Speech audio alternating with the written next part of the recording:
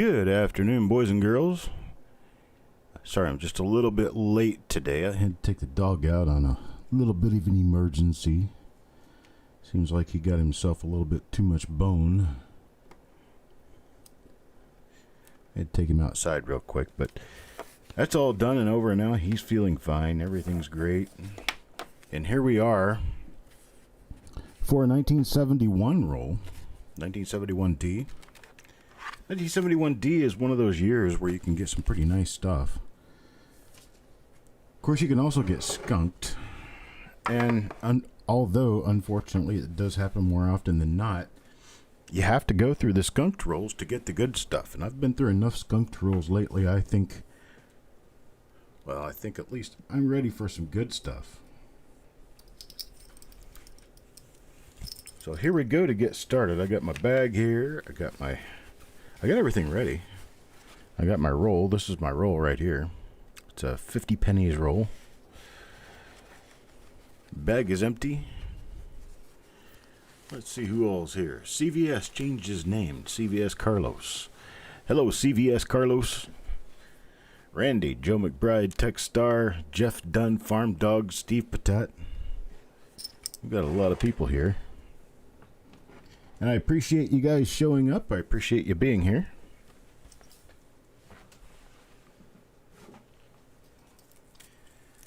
Gonna give it a few minutes here to see who else might show up. We've got 10 people right now.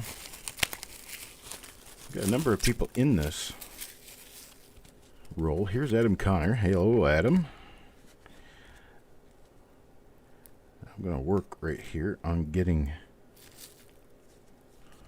the flip inserts finished and ready. Give it a few minutes, let other people show up. I'll start at about 10 minutes after. 9 or 10 minutes after. So how's everybody doing this morning? We've got some weather out there. I tell you what, North Carolina is being covered. We're being buried in rain. What about everyone else? Well, hello, Jimmy. Was that Licari? Or is it Lisari? I think it's Licari. Sunny, beautiful day there. We haven't seen sunny, beautiful day in probably 4 or 5 days now. We're in the middle of a bit of a upper level low disturbance that's not steering anywhere. It's basically just sitting on top of us. Sitting and spinning, and we've been having relatively heavy rain for the last 3 days now. We're under a flash flood advisory and a flood warning. Difference: flash flood caused by rain, flood caused by rising rivers. Both are caused by rain, of course, but one is an immediate effect of rain, the other is an after effect of rain.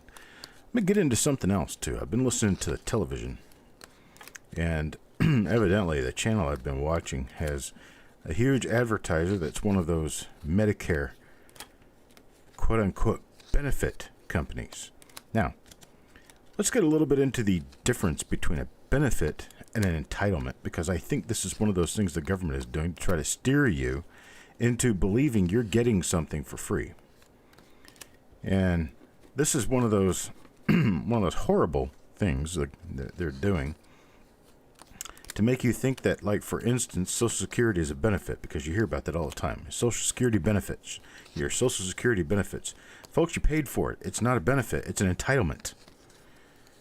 If you pay for it, it's an entitlement. If you've already paid for it, if you've paid for your insurance premium, you've paid for it, I get VA entitlements, not VA benefits. My VA entitlements are entitlements because I worked 10 years in the United States Air Force to earn those entitlements. And we are getting the words mixed up, folks, and they're doing it on purpose. They're trying to make you think that the things that you have paid for, have earned, and deserve to receive are benefits, and benefits are freebies. This is not a freebie. Welfare is a benefit. The $1,200 that they gave us for the stimulus package. That's a benefit. We didn't earn that. It was given to us. And the sooner we start fighting back on all this and actually correcting the insurance companies when they call what we paid for a benefit, the sooner they'll stop doing it. Okay, I'm off my soapbox now. It's very true. It's part of the English language.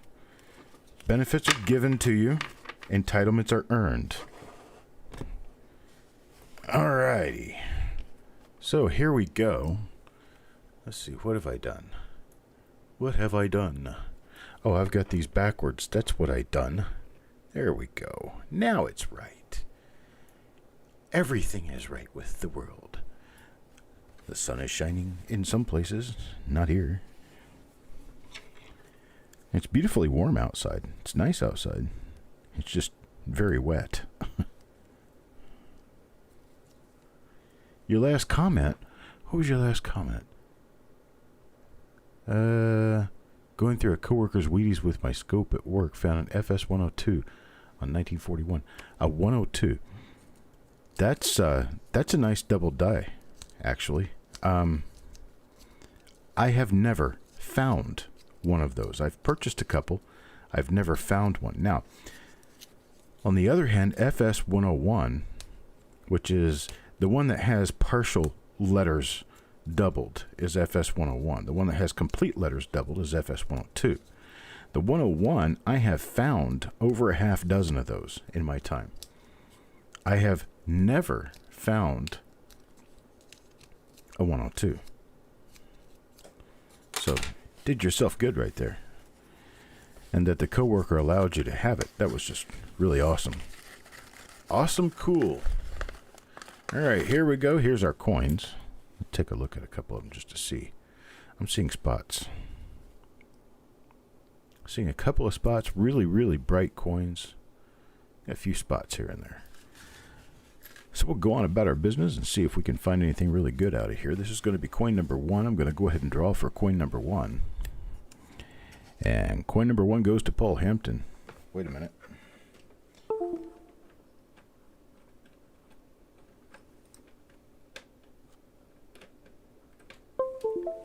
Got to get my camera plugged in.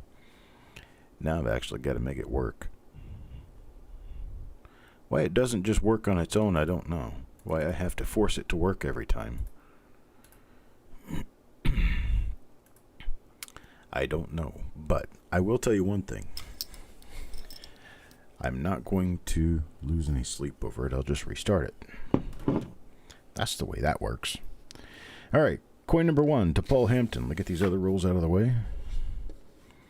I'm working on getting packages done. That's another thing that's really been slowing me down. I've got a lot of packages to get sent out, and I'm going to have a pickup tomorrow. The mail pickup tomorrow is going to be over 150 pounds. So you guys are going to get your packages.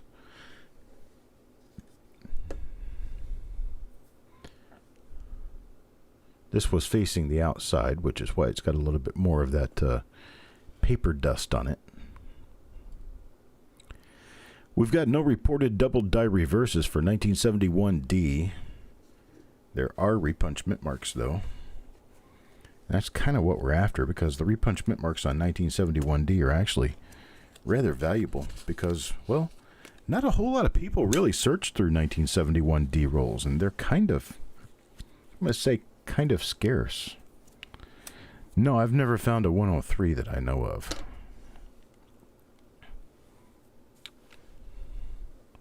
What do we have going on here? Okay, that's a little hair or something. Piece of fiber or something sticking out of the D. I thought that might be something important. For a moment, and then the moment was gone. Yes, I know, another musical reference. Only for a moment, and the moment's gone.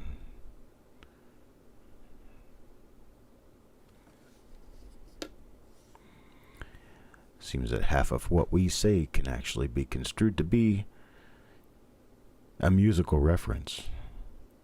And although only a few are actually intended.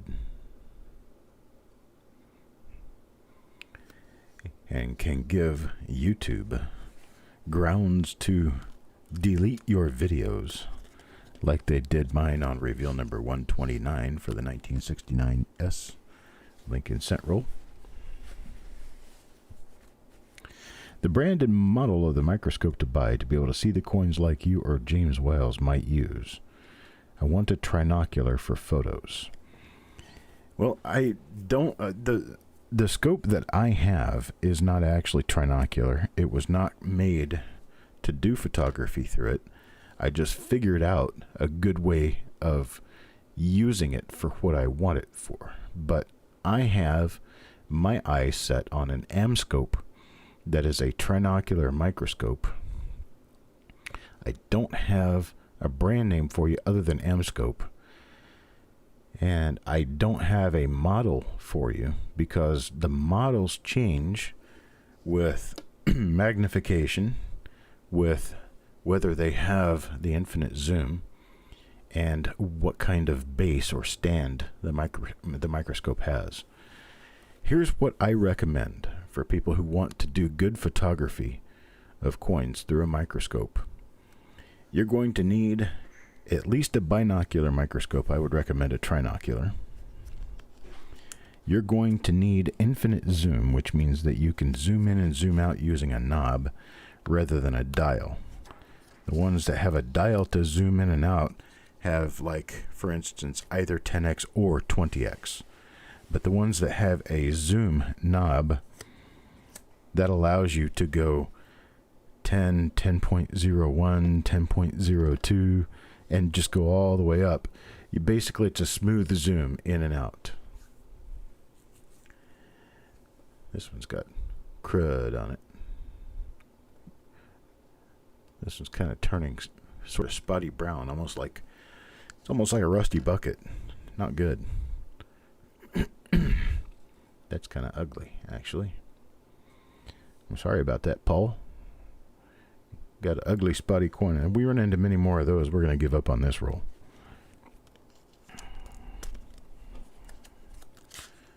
Got this roll thinking it was going to be a pretty good roll. Of course, I don't give you any rolls that I don't think are going to be good. You're Mr. Patat. Most of these coins are nice and shiny, though. Now, you want the infinite zoom. You also want one that will get you between 15 and 30x. So, for instance, a lot of microscopes are going to turn out to be a 0.7 to 3.5x. 0.7 to 3.5 power. And then you put 10x eyepieces on, and you get yourself 7 power to 35 power. That should be plenty. I'm thinking about going with 15x eyepieces so I can zoom it out all the way and still get good magnification. But that's because I have a need for that level. I'm not sure that's something I would recommend to everyone. Then the other thing that you have to concern yourself with is the microscope only makes the item larger. What you need in order to see it properly and to photograph it properly is good lighting. For instance, this particular scope that we are looking through right now does not have good lighting. This is not something I would recommend for photographs of coins. It is not good lighting.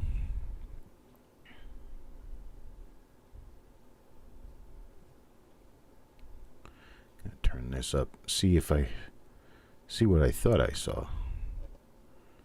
I think I did. Yeah, this is an RPM, folks. Got an RPM on a 1971D. That is kind of scarce. Very nice. This is exactly what I wanted to try to find.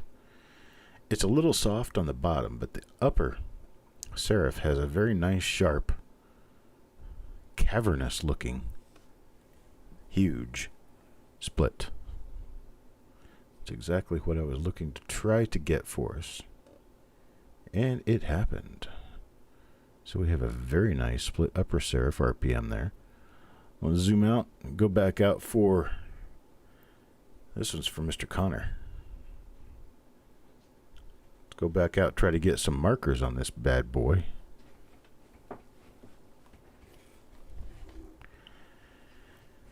bunch of die scratches out in front of the face will give us a good start. And I don't really see anything else. Just a bunch of die scratches all over it. So we can use those die scratches. There's one good one. It's a die scratch south from the one to the rim. I like that one. So we got ourselves a really nice little RPM right here. I'll go ahead and take a look at the reverse of the coin. There's my puppy dog. Hi, baby. What's she doing? You're all wet. It's raining out there, isn't it? Dog just had to go outside. I hate the idea that dogs do their thing outside. I would love to have a good cover for him to be able to go out there and do his thing without having to get wet. But we just don't have anything.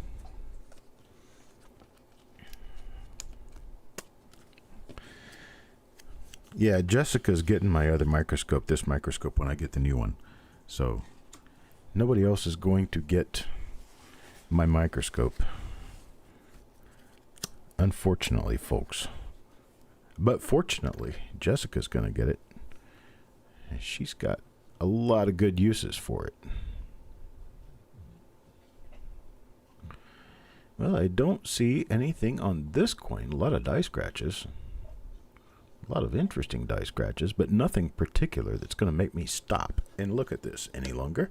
I'll look at the reverse now. Pick out what we can and move on with the rest. Big giant die scratch coming out of the end. Nope, I'm not constantly paying attention to him, so he's given up on me. He's now walked out of the room. Well, a doggy door doesn't keep him from getting rained on when he gets outside, and plus, I just don't think that my dog could be trained to use a doggy door. He's not one of those kinds of dogs.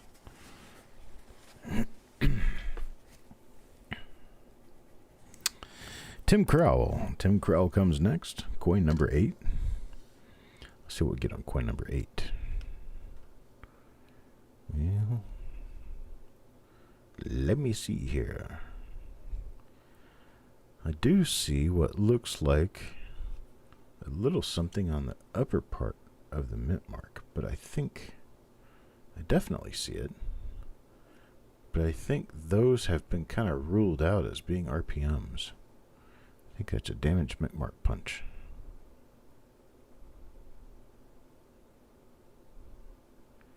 Yeah, that's all the more that is. That little line running across the top part of the D. It's just a damaged mint mark punch.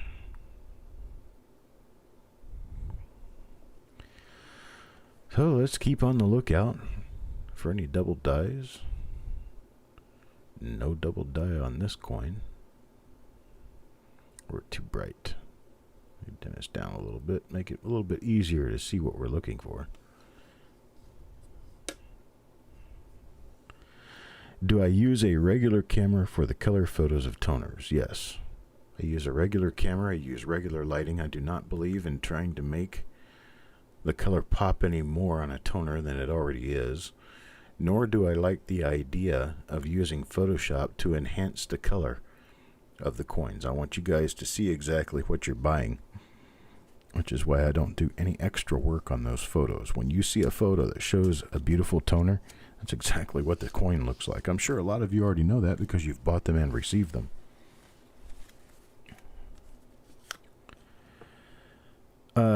I don't have a model and brand for my current scope.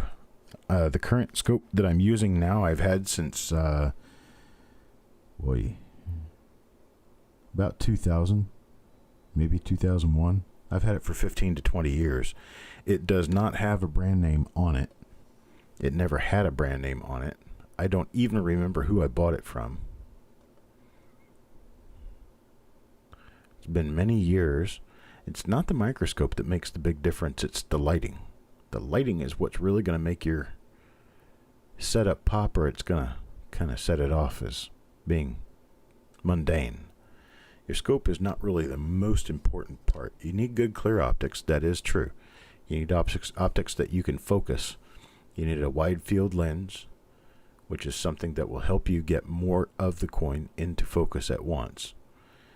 But the most important part of microphotography is your light. lighting is very important. I use a Echo Light 150, which I don't even think they sell them anymore because the gentleman who invented it and marketed it, I think he's retired. Because I don't think his website is there anymore. Somebody could go try it for me. Let me know. It's coinoptics.com. Coinoptics.com. Look for the Echo Light 150 light box. It's about $500. It's not cheap. And that's what I use for my lighting on my regular microscope. God, looks like we're just going to run into one of these once in a while. I can't really tell what's going on with this roll. Really beautiful, bright, nice coins on one side, and the other side are just uck. And that's what we got this time around. Sorry about that, Randy.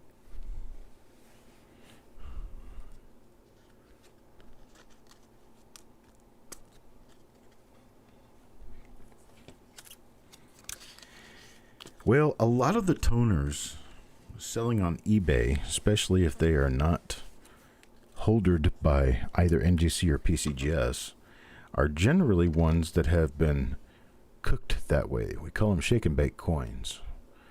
And they're not worth anywhere near what people are paying for them. But some of the people getting them realize that what they're getting is a work of art and not a natural process. Most numismatists prefer to have the natural process. Toning by having been in an album for 50 years. Toning by having been at the end of a roll, a paper roll for a long time. Generally what it is, it's a long-term effect of oxygen and sulfur on a coin, whether it be from the pages of an album, an old Waite Raymond album, or whether it be from the wrapping paper the coins were wrapped in. Generally, those are the things that are going to cause natural toning, and it's going to take a period of years for that to come onto the coin. Another thing that can cause it is canvas from coin bags, and a very long time sitting in a bank vault or closet or other form of storage that's dry and doesn't allow the coins to get moisture on them.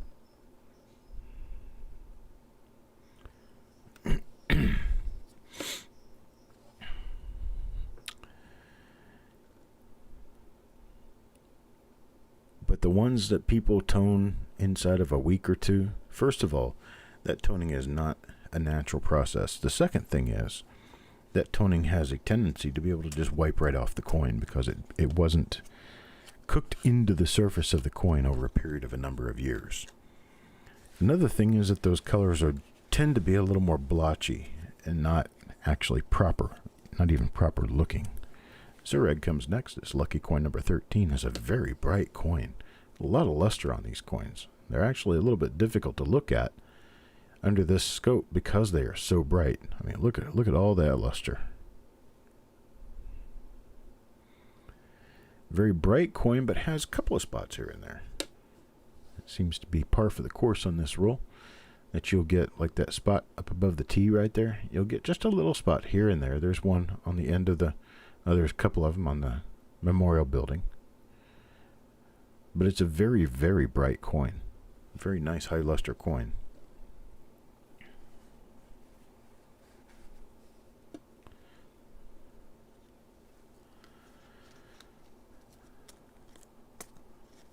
Did anybody look up coinoptics.com and see if it's a working website?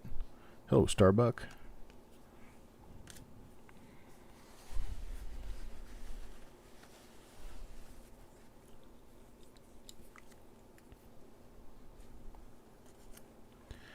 What happened with Fox Run Forge?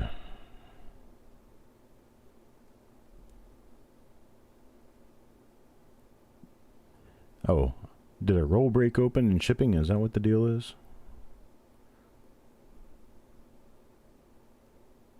Looks like the roll has been opened.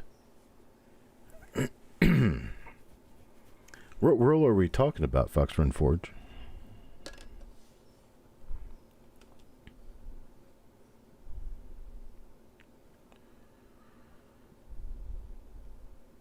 If you let me know what roll you're talking about, we can discuss it briefly.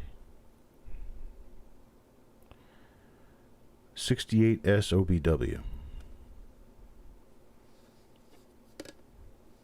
And were those loose rolls, Jessica, or were they tight rolls?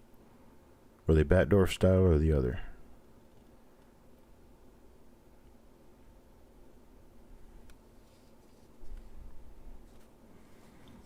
Because if they were not Batdorf rolls, if they were just typical bank rolls like the ones with the pennies with a stripe going around it or something like that, those are generally loose. Those are usually always loosely wrapped.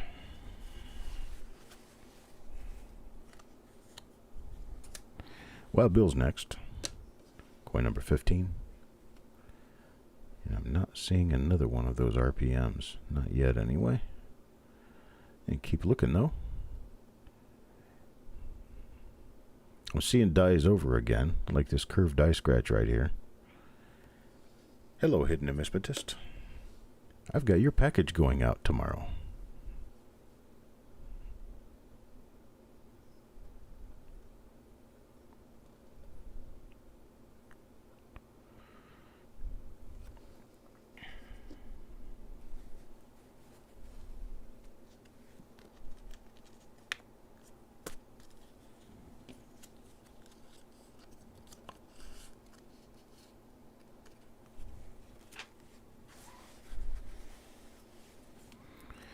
Chuck Patillo up next.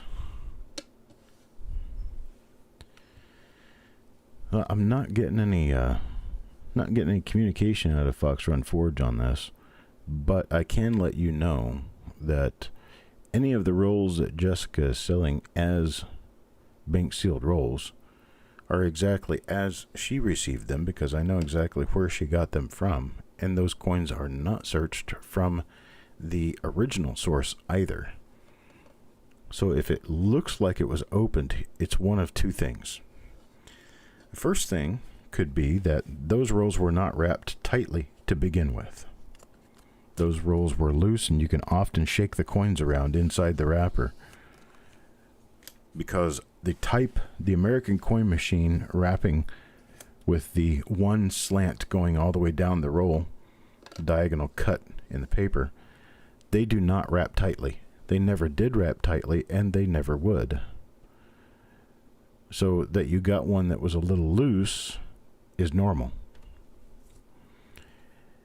Now, if the end does not appear to be the original crimp on the end, there's a good reason for that too. A lot of times back in the roll hoarding days, okay, well, if the ends look like they're originally crimped, then that's just what it is. They were wrapped loosely because they did not care to wrap coins tightly back then. It wasn't necessary. Batdorf style wrappers, the ones that have the V cut in the paper, the ones like this right here, the paper is cut in a V, that's a Batdorf style wrapper. These are wrapped very tightly. But the ones that just have a slant going across them, like this right here, these are not wrapped tightly. You can hear the coins inside the wrapper shaking back and forth. You can feel them moving inside the wrapper, and that's on every one of these. Every roll of this style is like that. Now, I was going to say, the other thing that this could possibly be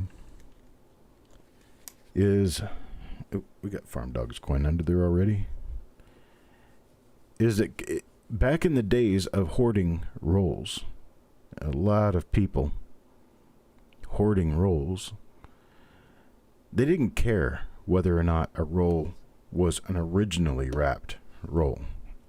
They were just wrappers. They really didn't care. It was the coins they were after, not the wrappers. And what they would do is, if a roll was a tails roll, they would pop one end of the roll, flip a coin over, and crimp it back up. Very, very common back in the 50s and 60s. So when you get rolls that appear that they've been opened, but they're still original rolls with original enders, and you're finding 5, 6, 7 dies in the roll, you still have an original roll. You still have the original roll. It was just that the end coin was flipped over so you could read the date. That's all.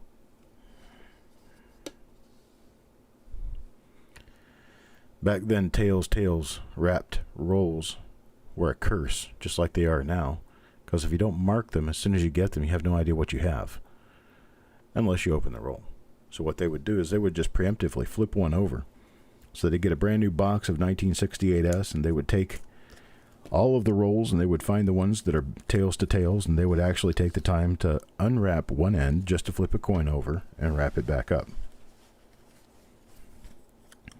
And it could also be that your package was just smashed during shipping, because that does happen too.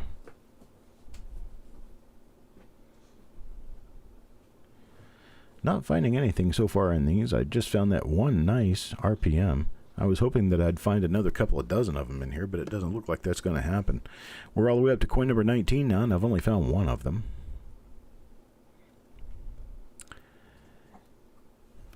And I got my little boy sitting in here with me again.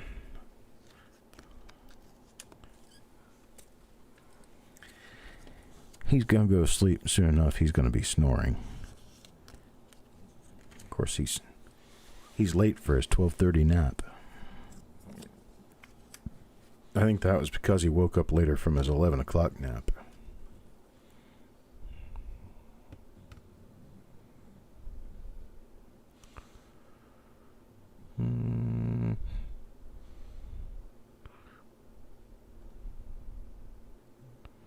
This one looks like it might be an RPM.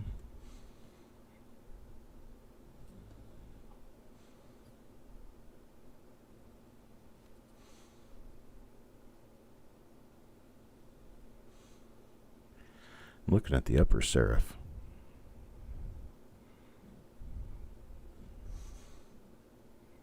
I'll move this one off to the side and check it again. It does look like it could be an RPM.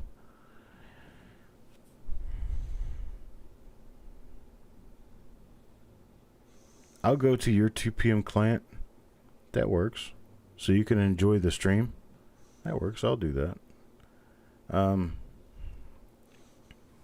Would you like for me to sing a song for them in my horrible singing voice? Or would you like for me to, I don't know, perhaps perform a magic trick? Because I certainly can't do what you do.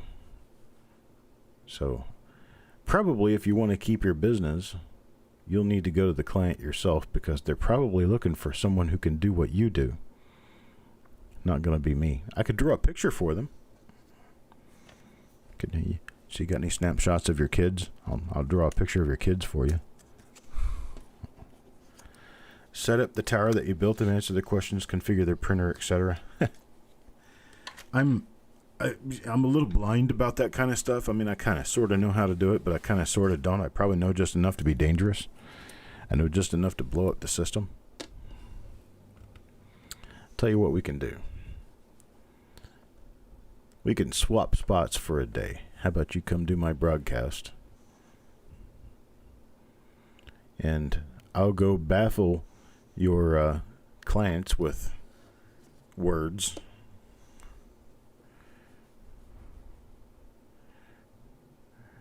I'll talk to them about the prodigitation of the serial bytes on their SSDI and their MMD memory with a DDR RAM 4. That's the fastest ever known and built.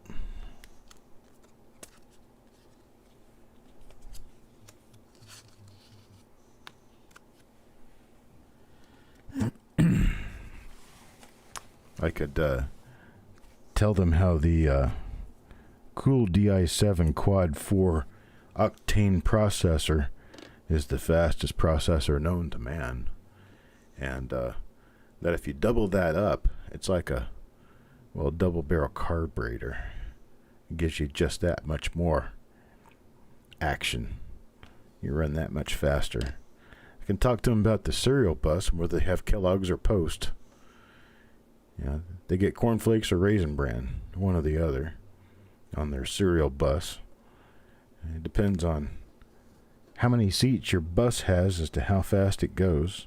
The more seats, the faster it goes. I heard a Kellogg's Cornflakes cereal bus with 1,024 seats gets to go at near light speed, although you can approach light speed, you can't actually meet light speed. And I just talk to them like that until I get this glassy look on their face. And when they get this glassy look on their face, then I know I've done my job. Because that's pretty much how most techies do things. They just talk you up until you feel like a complete idiot, and then you know, well, they did their job. Hello, Coin Junkie.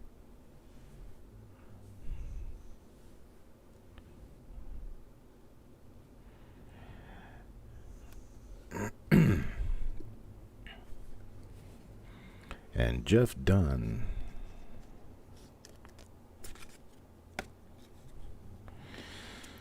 Until quantum PCs become as popular as laptops, as common as laptops. You know, the laptops I've had, I've never been completely thrilled with them. I like to use them as a portable type computer, but to use them as a regular home computer, I think they miss a lot. I'm just one of those guys. If you take away my dual monitors, I'm broken. I don't do anything past that.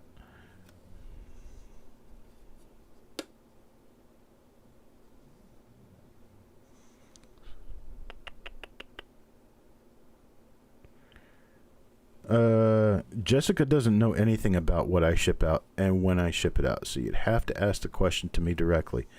I don't know a May 13th specifically. Are we talking about last Tuesday? No, last Tuesday has not shipped. That's because I'm still doing the reveals for last Tuesday for what, 21st, 20th, the 19th. The 12th, I'm shipping those packages. They're being shipped tomorrow. But you guys have to understand that I have a 1-week processing time after auctions in order to get packages out. I cannot do it immediately. I have a whole lot of things I'm doing to make this machine work. And the only way I can make this machine work is on a week delay. So this is not eBay. I'm not QVC. And I don't guarantee next day shipping. I've got to stop anything that I've got going on that guarantees any sort of quick shipping, because with the business model I have, I simply cannot ship stuff next day. It just doesn't happen. You get quality, you get honesty. You don't get fast.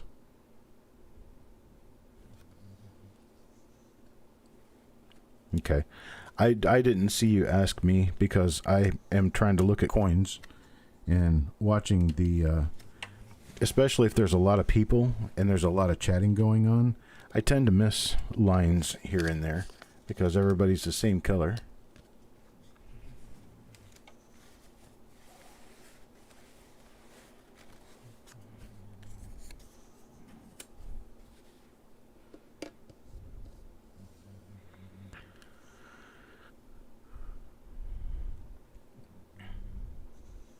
The 1968 SOBW roll. Fox Run Forge, I'll send you one in the next package as a replacement for the loose one that you got.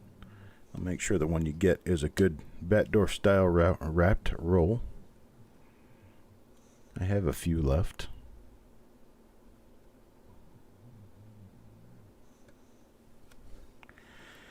Now, today I'm shipping out packages for anything prior to the 15th of May. Those are going out tomorrow morning, first thing tomorrow morning. And I'm working on the reveals right now that came from the 19th. Those will be finished tomorrow evening. I'll be wrapping those packages on Saturday and they'll go out on Monday. As of that point in time, I'm on my new rules with regard to reveals, that if I find a die variety for you, it could be 2 to 3 weeks before I get it shipped out, but non-die variety coins will be going out more immediately. And I will be back on a schedule where when I run an auction on Tuesday, your packages will be out by Friday.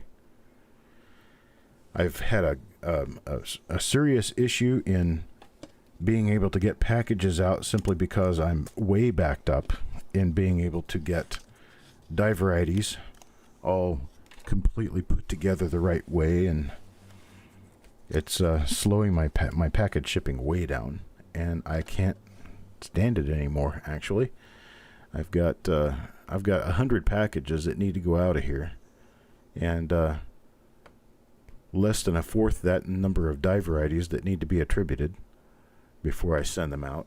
So I've changed the way I do things. If I find a die variety in this roll, which I found one RPM, you can expect it to take 2 to 4 weeks to come to you.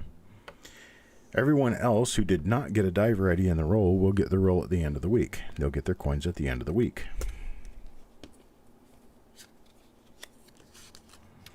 So that's where I am with this. I'm just making an attempt to get everything done as good as I possibly can. I'm doing the best I can with the coins, not the fastest I can.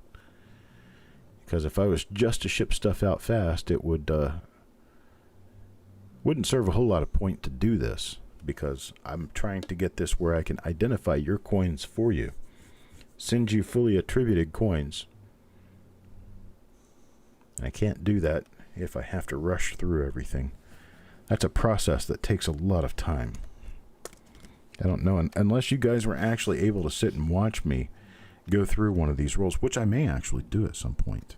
I may actually find some way to be able to go through attributing coins while I'm filming, or someone is filming me doing it, or something. So you guys can understand that if I find one die variety in a roll, it doesn't take all that much time. If, like that 1949S, I find 17 different varieties in one roll, it can take 4 weeks for me to do that one roll.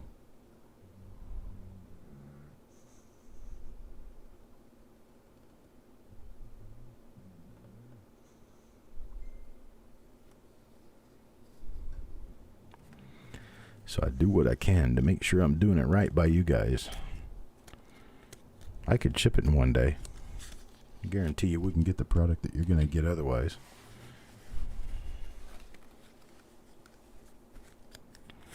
Farm Dog. Farm Dog comes next. I've only got 1 RPM in this roll. It's amazing. 1 single RPM.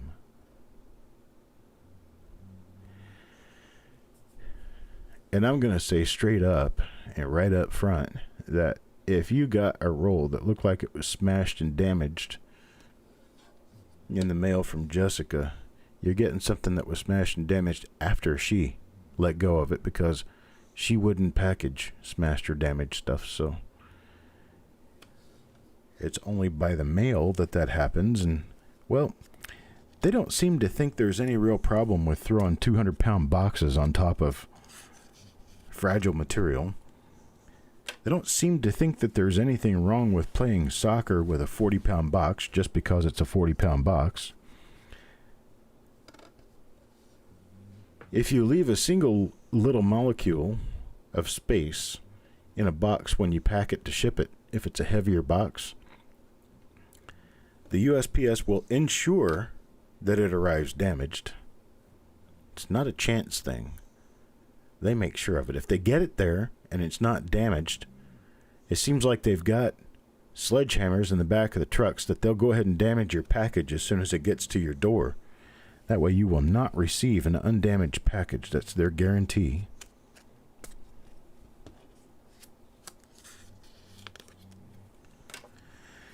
Yeah, it's all the people who try to do like Amazon and ship everything the same day, and you order it today and you get it tomorrow, and that kind of stuff that's spoiling the new generation of people who think that they deserve everything yesterday. That looks like an RPM. Looks like it could be an RPM. I'll set that off to the side. It looks like it could be an RPM. There, that thing up on the top. Sure as heck looks like it to me.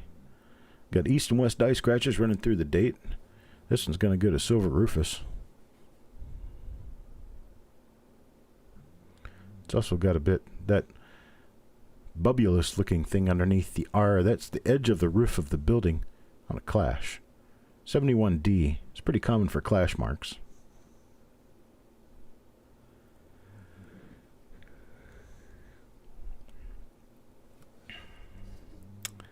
Yeah, so what I do is I ensure everything's right. I check your sheets 2-3 times before I pack stuff. I'm checking. I just made this today. Here we go. Here's something to show you how serious I am. This little thing right here tells me how many coins I have in your package and how many ounces I need to make that package for. So, like for instance, down here, if I've got 18 coins, you probably can't read this, but if I've got 18 coins for your package, it's going to be a 5-ounce package. That way I can make sure I put the right amount of postage on your packages. That everything that gets out is exactly what it's supposed to be.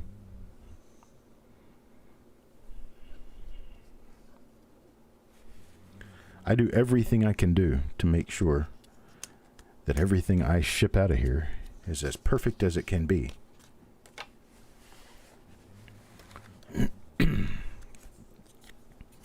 Tim Morrell.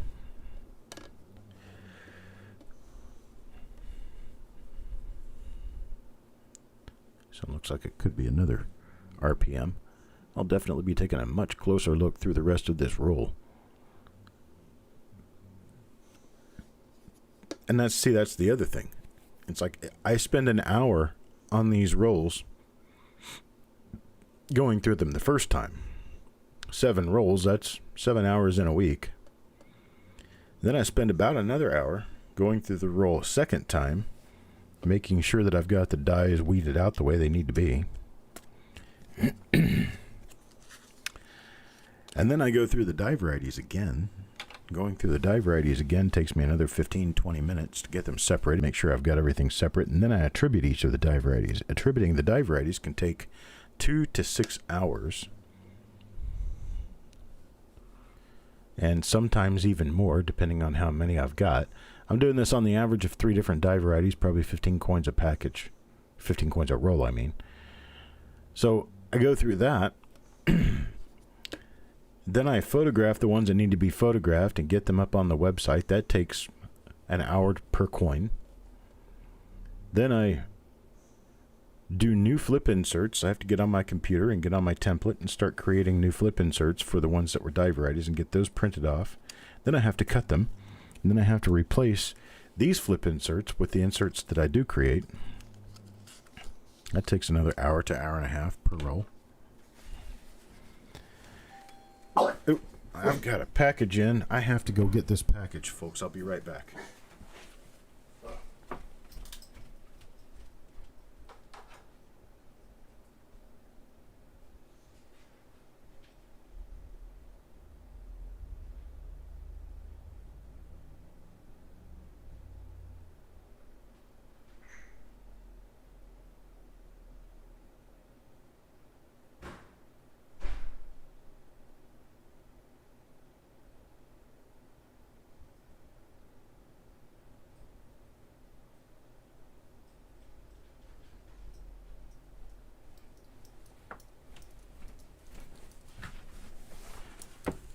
Sorry about that. Nobody home but me. I have to get the packages. So, okay, coin number 36 will go to John Argent. But see, then I sort all the coins. I literally floor sort all the coins. I have a floor full of coins right now. Get everybody sorted out. Then I go through printing my packing slips and my labels. Match up my packing slips to the coins. Pack the package, put the label on it, and get it ready to go.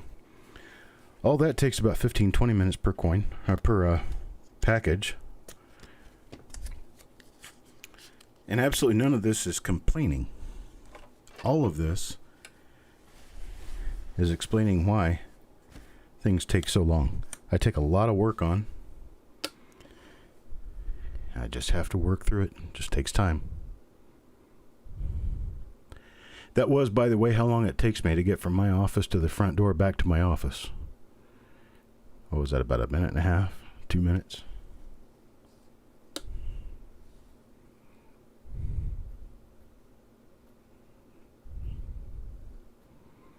And the package wasn't even for me. Exactly. One-man operation, the entire thing. One person. Everything from purchasing, shopping and purchasing, to getting the product, to figuring out what to do with it, to getting the product lined up for sale, photographing, producing the show, directing the show, being the navigator, narrator of the show. The only thing I get help with are the things that can be done on the computer, and I've got plenty of people helping me out on that. That includes editing photos, getting dye information on the website, helping out calling my auctions, helping out with filling out the sheet of winners, auction winners, as the auction is happening. That's mostly Jessica does that. Moderators of the Facebook groups, admins of the Facebook page. I have a team of people that help me with that.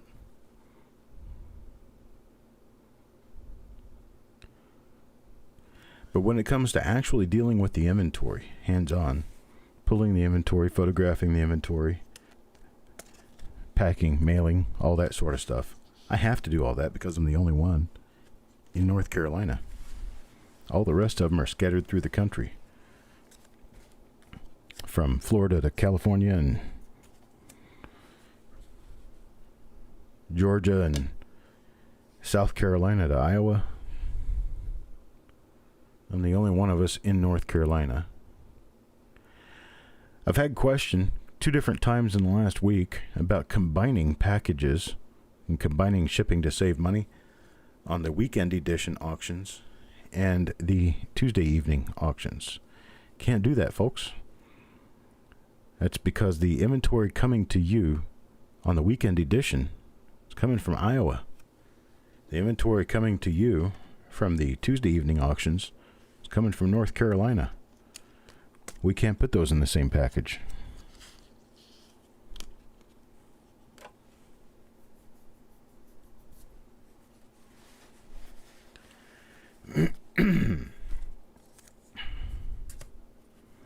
There's a lot of work involved in this, but I enjoy doing it. I love doing it. I don't have any issue at all, no complaints at all about what I do for a living. In fact, I love it. I love it. I like being around you guys. I like being able to do things for you guys. I love it when we find really good roles and nice surprises pop out.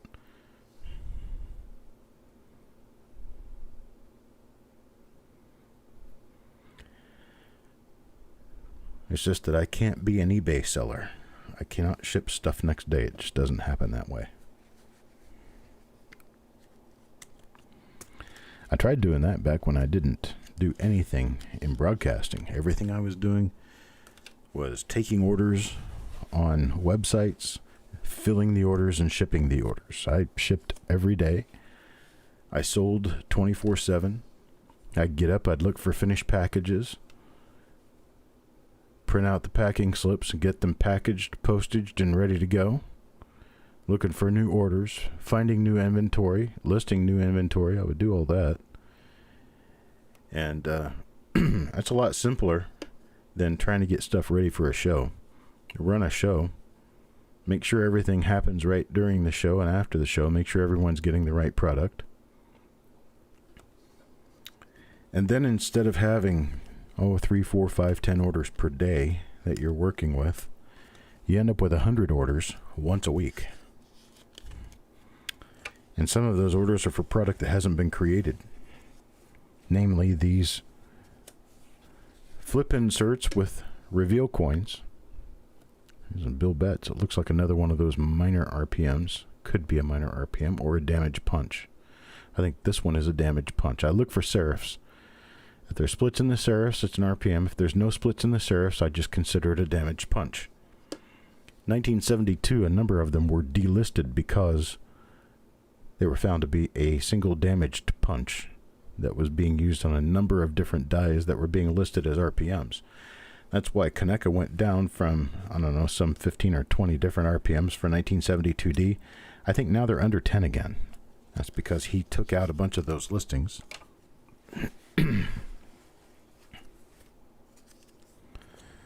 All right, John Argent again. That 53D roll was really nice roll. It was a great roll.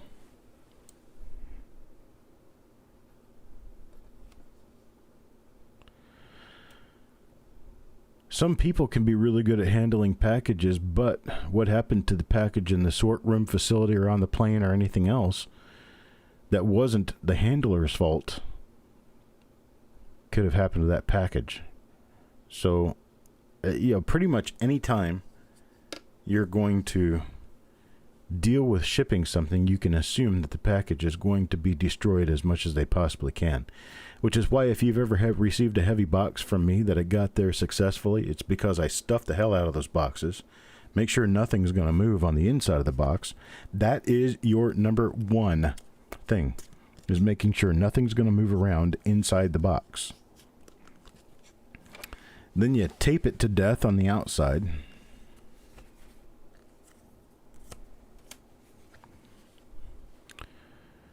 Bill, do I rate myself up there with Wexler or Kaneka?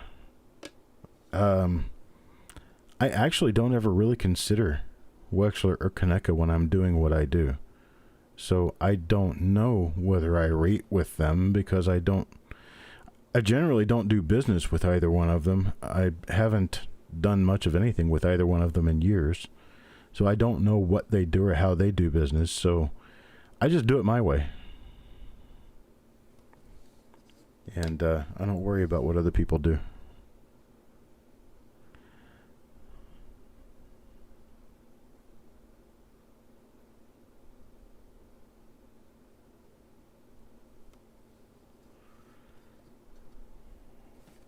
Hello, Bandar Almater. I missed you up there. I hope you're still around, can hear me telling you hello. All right, quads, coin number 46. We're almost to the end of this roll and have still only found one real good RPM out of this whole roll. The minor stuff we've probably found anywhere between 10, maybe 15 different coins in here that have some minor RPMs possible. I'll have to look for them, look through them again, see what I end up with. There's a lot of them that'll be kind of fool you a little bit because they have those damaged mink mark punches, but you look at it really closely under a good microscope with good lighting. They're pretty easy to tell the difference.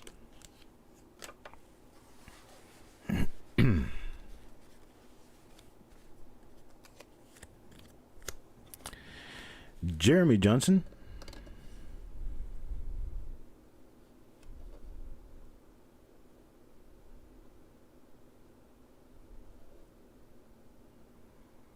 Okay, nothing down there on that one.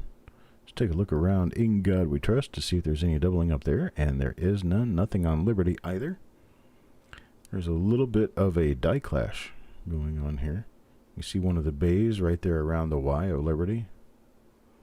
That would be bay number 2. Bay number 1 is under the RT of Liberty, and then that's part of the roof there. That line coming straight up from the back of the coat. There is a little bit better look at it. There's part of the roof going across, part of the cornice top going straight across there. And then on this side of things, got just a little bit of the roof next to the 1. The cornice top sticks out between the 1, 9, and 7. And then if you had any bays showing, they'd be showing right up in here. We don't have any showing on this one. Take a look at the other side. We may have some clash marks here, and we may not. A lot of these were very thoroughly scratched in polishing to remove clash marks. So the likelihood of finding clash marks is actually kind of small.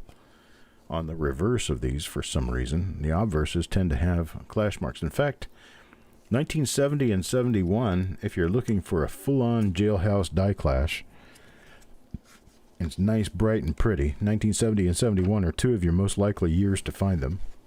1983 and 84 being a couple of other very likely years to find them. Why those 4 years specifically, I cannot tell you. I just know that clashes are more common in those 4 years than most of the other years, where they show all of the columns, all of the bays, and you get yourself a real nice hit with a column or a few on a coin. That's going to be a 70, a 71, an 83, or an 84. These are your most common dates. It doesn't mean the other ones are worth more. It doesn't mean that they're a lot more rare. It's just that 70, 71, 83, and 84 are the most common. And I really don't know why. I have no idea why that is. I just know it is. So here's number 49 for Eric Beyer. Next to the last coin in the roll. Got nothing going on there. Nothing going on around here.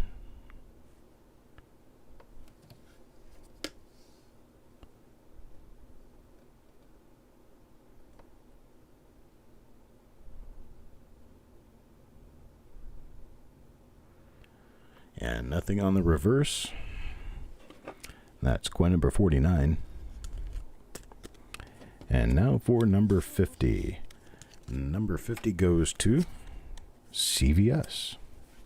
CVS gets the last coin in this roll.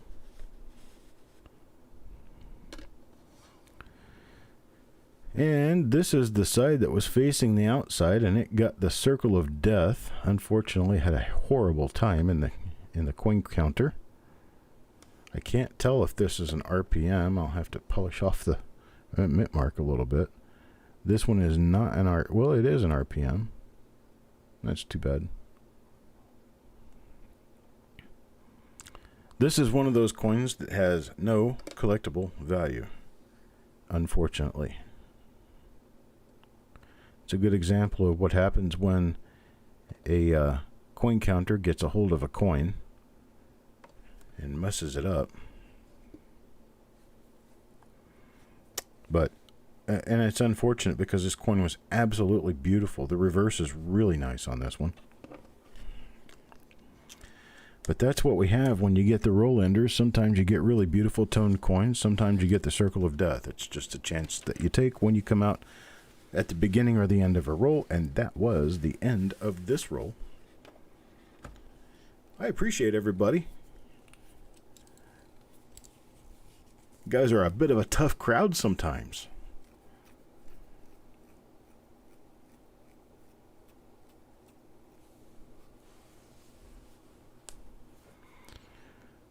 Spend 20 minutes looking at what, though? A roll? A box? One coin?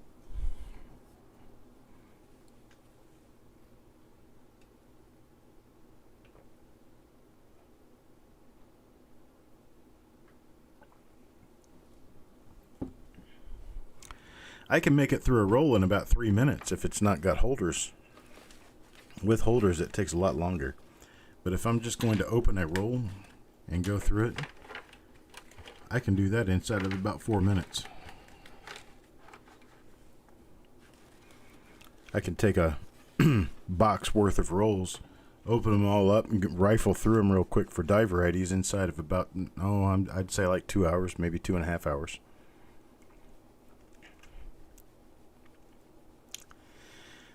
All right, folks, I'm going to go ahead and knock this off and move on to doing packaging again. I have a 1957D Chicago Fed Reserve roll coming up at 3 p.m. That's about, an hour and 50 minutes from now. So just a couple of hours from now, I'll be back on. Hope you guys can join me then.